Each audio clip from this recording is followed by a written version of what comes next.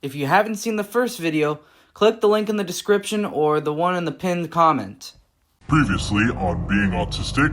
I'm pretty sure a lot of people today are diagnosed with autism and ADHD. Don't worry, you're not alone. Being autistic wasn't really that bad. I was kind of a short-fused person with a little bit of a temper. My annoyingness began to peak during the last days of my 5th grade. I was sitting on the bus where this kid, Jake, was in it too. I was quoting a scene from Cat Kid Comic Club. I said it to him. What did you say about my mother? Teachers would drag him out, and then he said, "Someday you're gonna wind up all alone, and you'll have no one to blame but yourself."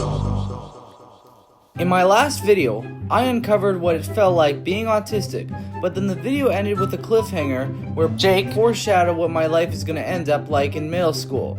And so today, we are going to talk about the chaotic parts of my autism and how they will resolve. Now, before we get into this video, I just want to say thank you to all of you for getting the last video to up to 50 likes. I appreciate it. And if you subscribe and hit that like button, I'll maybe do a part 3 or talk about another story in my life. But anyway, let's go!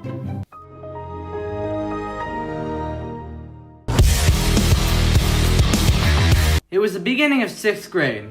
I was expecting it to be like Diary of a Wimpy Kid, which it was not. And I was in this class called Stars, and it wasn't really filled with much. We only had 7 students in there, and yeah.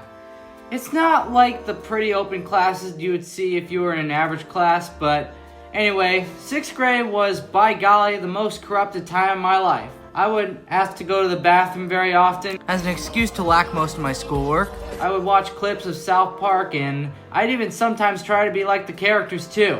It would be mid-class and I would be swearing at the teachers. Of course, I would get sent to the office multiple times and have a long conversation with my homeroom teacher / counselor, who I still know today, named Mr. G. And he looks like Walter White if he was black. And I even have his number on my phone. Now, Mr. G and some other counselors was the help I've got. He was the one who helped me learn how to regulate my actions, which right now you're probably thinking he'd made me good immediately.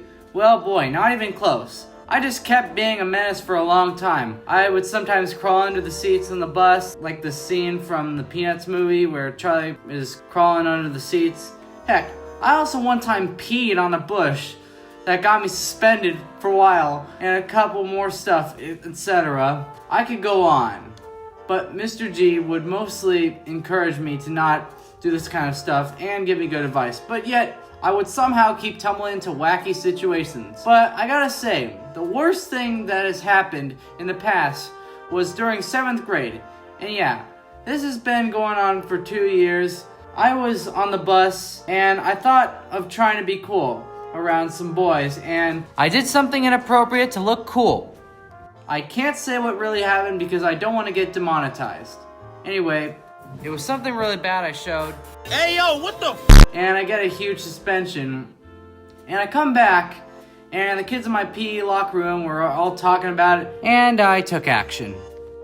And shortly after I got in trouble, Mom drove me all the way over to juvenile hall just to show me what happens if I keep up this behavior. And so yeah, more stuff happened, blah blah blah. And then after the summer, I was moving to 8th grade, and at the time, this is where I really started to make more good decisions. Now that day, before my first day of 8th grade, the way I started to be more of a good person was not from Mr. G, but it was from watching this movie called Wonder. Wow. And now you're probably wondering how I became good. I don't know if it was that you shouldn't bully people for being different, but boy, that movie somehow reached my good switch, and just like that, I started being more nice to people the first day and so on. Hey guys, thank you for watching this video, and wait, before you go, the series isn't over. I'll make a part 3 soon about the good parts of my autism.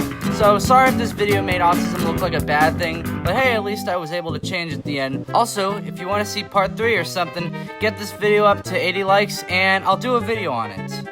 And right now I'm currently in Hawaii for vacation, and maybe when I get back, I'll do a storytime video on that. But yeah, if you want to see it, or maybe a part 3 or a full-scale show that I'll create, please leave a like and subscribe. But anyways, thank you, and bye!